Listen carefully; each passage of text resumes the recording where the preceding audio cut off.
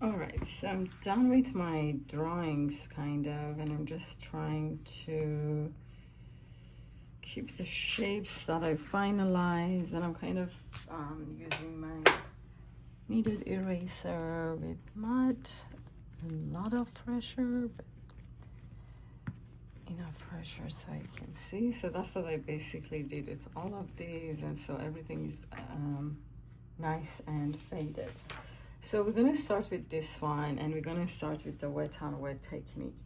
First of all, you want to use a brush that you can paint with the least amount of going back and forth to your paint and loading, because each time that you leave the paper and you go load your brush, two things happen.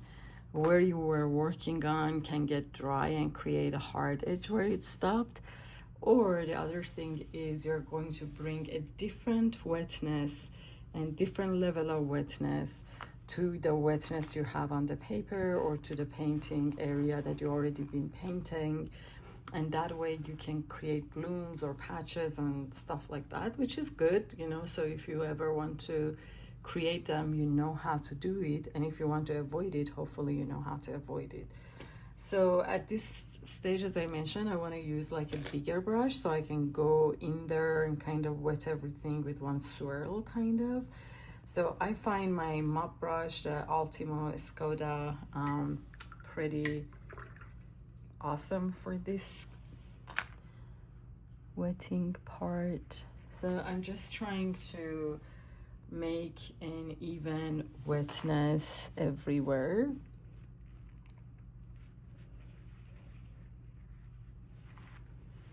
And you want to see a nice sheen on the paper, but I don't know if you can see it. I'm trying to hold it in a way you can, but you don't want it to be like a gloss or anything. So just enough to absorb the paint. And let it bleed, but nothing more than that. But now when I'm going to drop the pigment, I'm going to use a smaller brush, and I'm actually going to use brush number 8 or 10 with a nice sharp tip, preferably an Aqua Elite or any other brush could be good. So now I'm going to find the color that I was going to use. You can do indigo. I'm doing indigo or any other color that you like. And so the consistency you want to make is more of a cream consistency, because you see how you have the wetness. So you basically want to drop your pigments where your what we call the the core shadow is. So in this case, the core shadow was kind of right after the light area, and it's kind of like swirling, kind of like this. And as you see, I am using now different areas on my brush, and I'm kind of like moving my brush like that around the circle. And now you can kind of control a little bit more. As you see, things are just going crazy at this point, which is okay. And again, you see that I'm kind of spreading things to the lower areas, which is very similar to what we call the gradient wash.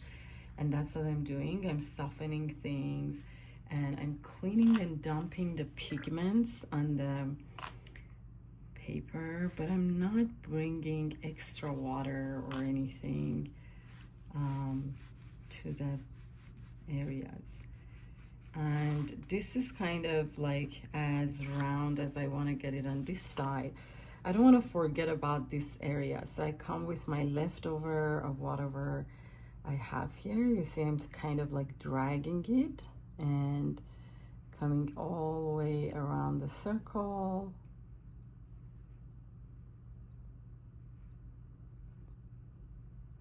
Right, and then I am trying to soften these areas again, just like what we did down there. So you basically come and try to pull out some of the pigment, and you can kind of give it a swirling again shape by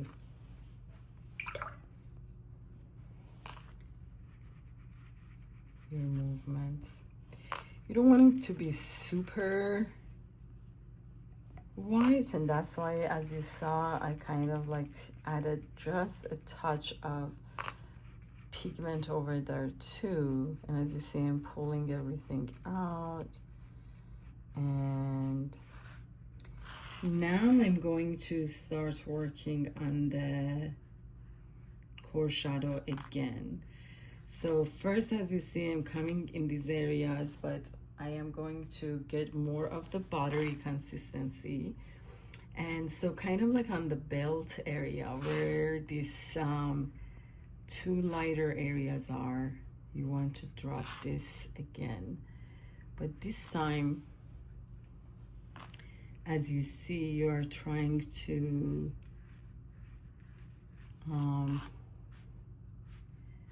keep some more darkness in the center part.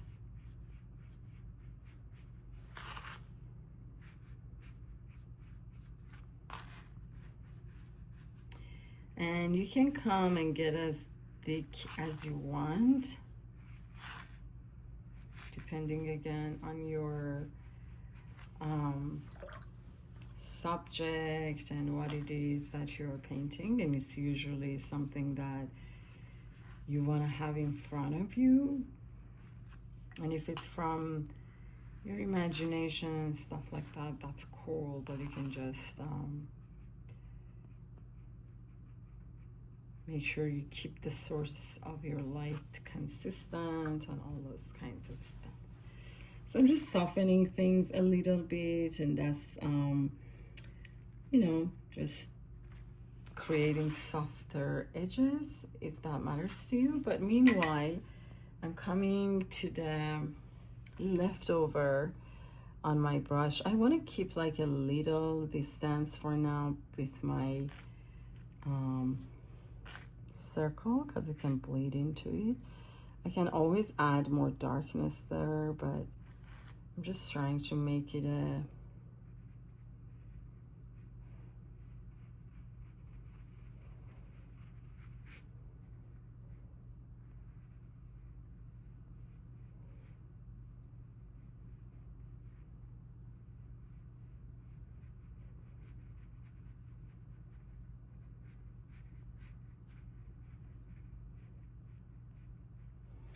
indigo and Payne's gray are usually two colors that people use to study light or to shade and all of that. So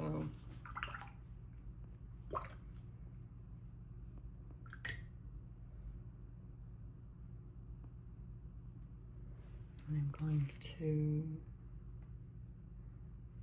show my source of light.